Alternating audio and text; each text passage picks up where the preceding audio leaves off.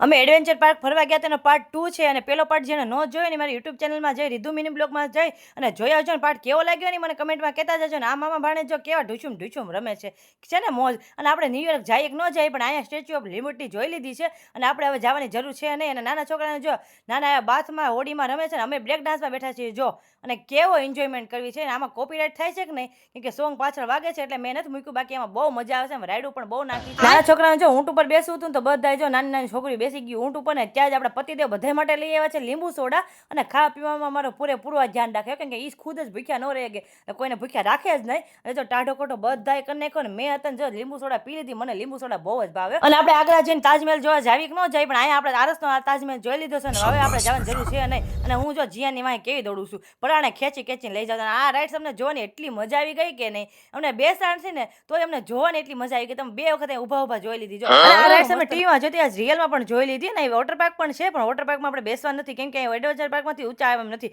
તો વોટર પાર્કમાં તો કેમ જવું 2 દિવસ હોય તો એ પૂરું થાય એમ નથી ને બધા થાક્યા હતા કે ને. તો જો મારા પતિ દેવ ને મારા નણના ઘરવાળા છે ને જો ચા લઈ આવ્યા ને આપણે ચાનો કાંટો ચડાવી દીધો છે કેમ કે થાક્યા છે કે ને એટલે ચા પીવી પડે થોડોક ફ્રેશ થઈ જાય. અને મારા પતિ દેવને એમ કે હું ફોટો પાડું છું જો તો કેવા પડી ગયા. પછી મેં કીધું હું ફોટો નથી પાડતી વિડીયો ઉતારું. તો એ ચાલવા મળે ને પાછળ હું પણ ચાલવા મળે. મારા દિયરે જો પાછું એક એડવેન્ચર કરી નાખ્યું દોડા ઉપર હાલવાનું હોય કે નહીં. એને તો જો ન બાંધ્યું હોત ને તો દોડ્યા જાય. તમારે એનું કામકાજ એવું છે. અને આ ટ્રેક્ટરમાં બધા છોકરા બેસી ગયા. ટ્રેક્ટર નથી વંડર વ્હીલ છે.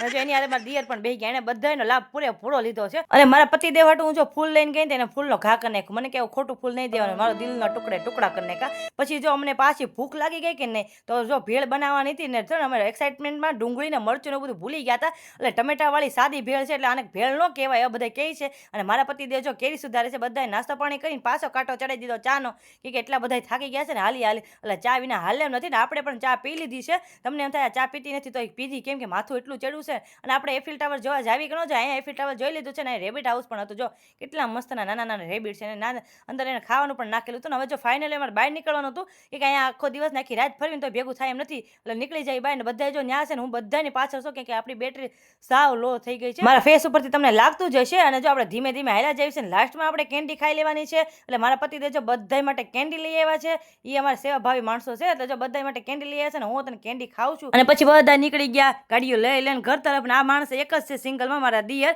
એ પણ હમણાં થોડાક દિવસમાં મિંગલ થવાના છે કે આના પણ મેરેજ થવાના છે ને બધા જો નીકળી ગયા. આગળ 4 ગાડી છે ને બધી ગાડી અમારી છે. અને બધા એટલા થઈ ગયા હતા ઘરે જો ત્યાર પાવભાજી લઈને ખાવાની બાકાજીકી બોલાવી દીધી મારા નણંદને ઘરે કેમ કે અમારા ઘરે જવાનો વેત નહોતો રહ્યો એટલી ભૂખ લાગી હતી. કાંઈ નહીં મારો વિડીયો ગમતો તો like share subscribe. Har Har Mahadev.